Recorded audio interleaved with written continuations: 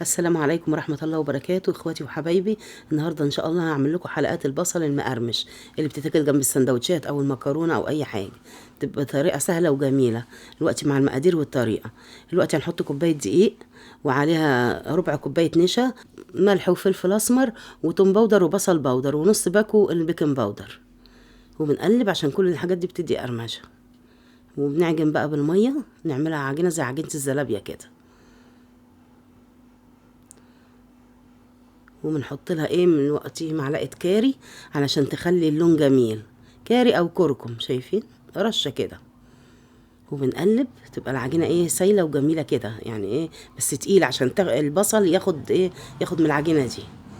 وبنقطع البصل، بنغسله وبنقطعه حلقات سميكه كده وبنفرغها زي ما حضراتكم هتشوفوا دلوقتي. شايفين السمك بتاع العجينه؟ شايفين البصل؟ بصله كبيره متقطعه حلقات متفرغه اهي. وبنحطها بقى في الخليط دوت زي ما حضراتكم شايفين كده. وبعدين بنحط طبق تاني فيه كوبايه دقيق او كوبايتين وعليهم نص كوبايه نشا، وبنقلبهم في بعضيهم. شايفين بنحط البصل على الدقيق اهو عشان دي طبقه التغليف. طبعا بنبطنهم حلو عشان ياخدوا من الدقيق ويتعمل لهم طبقه كده. بنكون حاطين بقى زيت على النار، زيت غزير على نار متوسطه.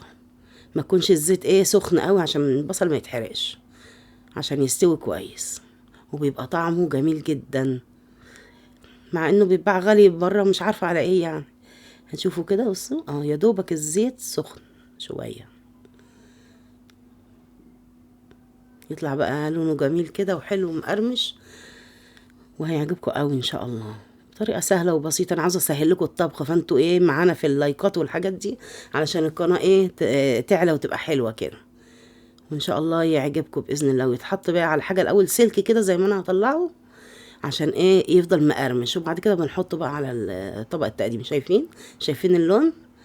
وان شاء الله يعجبكم باذن الله وتاكلوه بالهنا والشفا باذن الله. والسلام عليكم ورحمه الله وبركاته.